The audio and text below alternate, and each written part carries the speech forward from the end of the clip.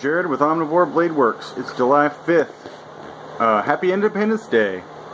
Had a good visit with some friends and family over the weekend, and wanted to say howdy to all you Americans and international folks out there who've been following me. Still things laying around, and the weather is just not conducive to doing much of anything but hiding in the air conditioning. I have been doing some sheath work for my friend Nathan Carruthers, but other than that, and maybe a little bit of gluing handles on, as you can see on this 3B ultralight, things have been pretty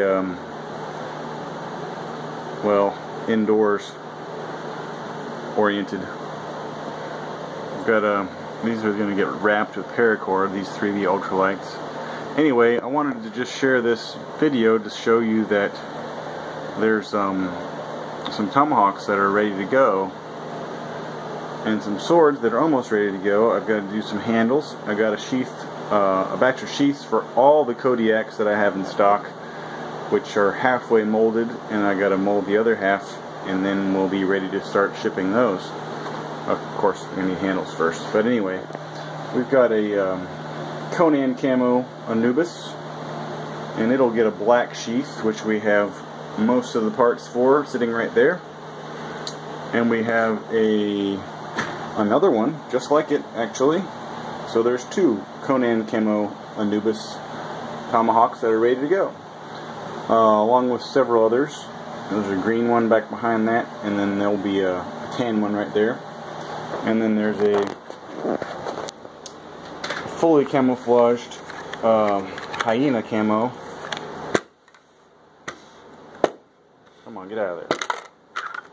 Fully camo. So this is black micarta handle, just temporarily mounted.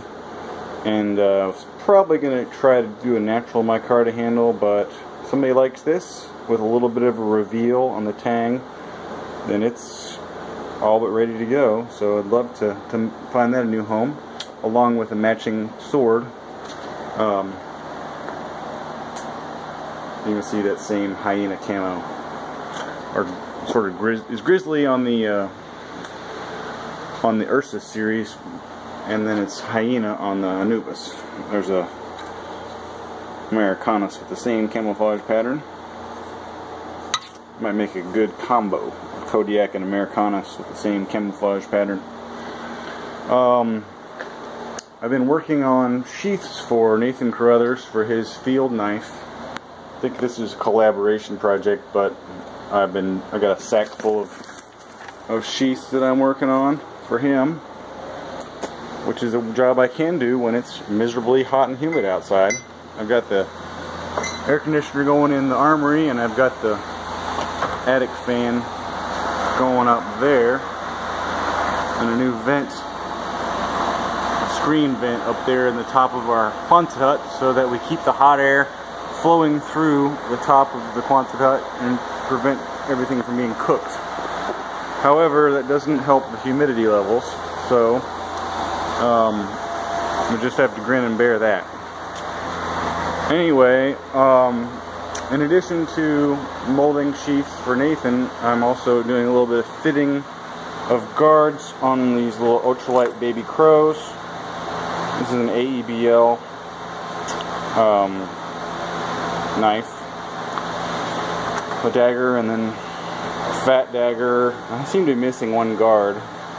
And then the Americanus version will also have a cross guard, like so. Hard to see it when there's another one behind it. Let's see. Yeah, so that'll get a cross guard. And then the little chef's knife model will also get a cross guard. It's oval shaped. So we got fat baby crow, AEBL model. I guess that'd be a fat. That's an oxymoron. Fat, skinny. It's a lightweight fat baby crow, and then the regular ultralight baby crow, and then the ultralight raven, all with which will be heat treated cross guards. and then the only 2 of these Americanas in ABL with cross guards. So hopefully we'll get to ABL heat treated before too long. Let's see, what else is going on? I'm getting ready to do some routing on this table back here. The belt panels for the Nathan's sheaths. I'll turn the light on. So these are kind of an interesting little setup. This is my belt panel jig, and so what I'll end up doing is I'll screw these belt panels that I've drilled through these holes to the top right here, like so, and then I'll go zip zip in 2 hole positions, and then I'll very delicately and carefully drive this unit around this piloted flush trim bit, and that'll cut all the kydex off so that it end up with this shape of the jig because of the pilot bearing down there in the bottom. So this is a kind of a dangerous operation to have with no guard. Once that's spinning, that'll just take your fingers off in a heartbeat. So it's not for the faint of heart or the spastic of dexterity. So fortunately, I haven't gotten a big wound in quite a while, which I'm very grateful for. Let's see. There's nothing really else going on that I can think of except for a very mild modification that I did to my little buffing wheel, which was to make some plastic pinch discs for the sides of my Scotch-Brite buffing wheel, which I had made, I told you about before, because I didn't have enough free space between the original clamp discs and the buffing wheel. So that allowed me to do all the deburring on those molded kydex pieces really efficiently without running into the sides. Here are the Kodiak right side halves, which will end up getting their standoff panel areas drilled, and then I'm just going to be doing some belt grinding on the profiles prior to molding the other half, and each of these will be probably molded to their individual swords, so they'll be a custom fit, so they'll be very, very snug and accurate. I have to wait for better weather to do any Cerakoting, so these tomahawks that are in process with the sharpening and the handle fitting are going to have to wait until we get less humid weather. It kind of makes me think I should get a second home out in Arizona or Utah where the air is dry.